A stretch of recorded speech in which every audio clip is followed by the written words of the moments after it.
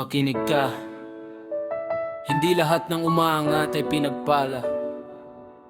Hindi lahat ng naghihintay ay talo. Ang awit 37 ay paalala. Huwag mong ikumpara ang buhay mo sa buhay ng masama. Dahil ang Diyos ay hindi nagmamadali, pero hindi rin nahuhuli. Huwag kang mabalisa sa gumagawa ng masama. Huwag mainggit sa taong mali ang lakad pero sagana. Parang damo sila, ngayon ay lintian, pero lilipas din, sabi ng Diyos. Magtiwala ka sa Panginoon, gawin ng mabuti, manirahan sa katotohanan. Huwag sa pandarayan ng sarili, ilagay mo sa Diyos ang iyong kaligayahan. At ang nais ng puso mo, siya ang magbibigay sa tamang dahilan. Hindi sinabing huwag kang mangarap. Ang sabi ng awit 37, Huwag mong habulin ng tagumpay ng masama. habulin mo ang kalooban ng Diyos. Magtiwala ka sa Diyos, huwag sa mata. Hindi lahat ng kumikinang ay may basbas ng Ama. Maghintay ka lang, huwag maganiyon. Ang matuwid ay mananatili, ang masama ay lilipas din. May mga panahong gusto mong gumanti, may mga panahong gusto mong patulan, pero sabi ng Diyos, ako ang hahatol, hindi ikaw. Itigil ang galit, iwan ang puot dahil ang galit madalas nagdadala ng lubos na pagkalugmok. Ang masasamay may sandata, may panlilinlang, pero ang sandata nila'y babalik sa sarili nilang kamay. Mas mabuti ang kaunti na may takot sa Diyos kaysa kayamanang puno ng yabang at puot. Ang lakas ng masamay pansamantala lang, pero ang hawak ng Diyos walang hanggang sandigan. Kung pakiramdam mo lugi ka, Dahil tapat ka, makinig ka. ang Diyos ang nagdatala ng bawat araw mo, hindi kanya natakalimutan.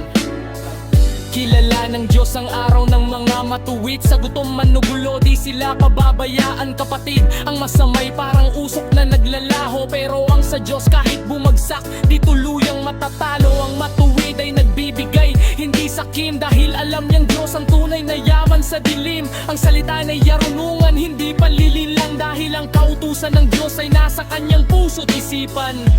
Ito ang sikreto ng awit 37. Hindi dahil madali ang buhay, kundi dahil sigurado ka kung sino ang Diyos mo.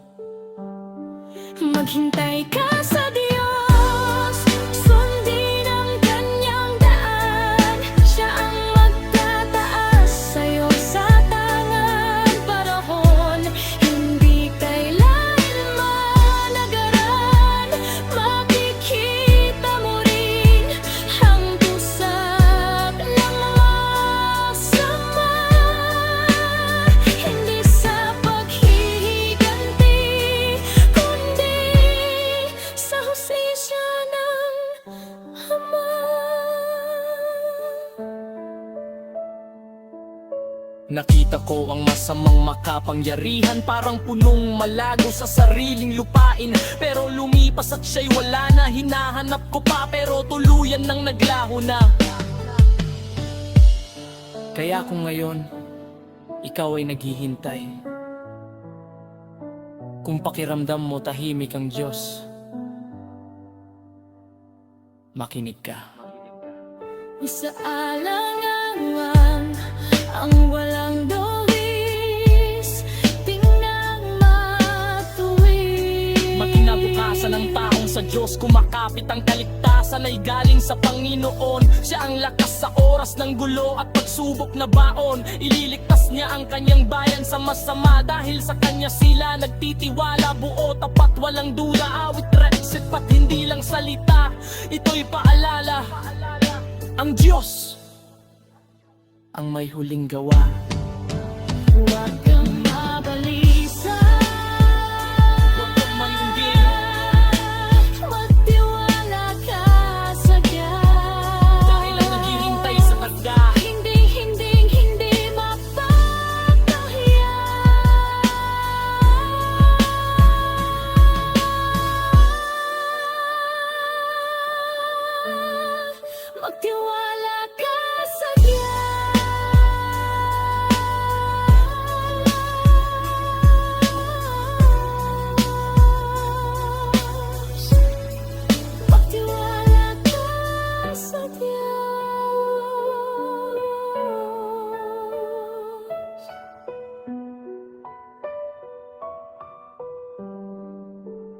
Huwag kang mabalisa.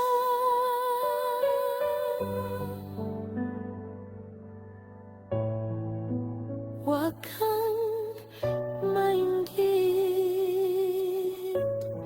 Magtiwala ka sa Diyos.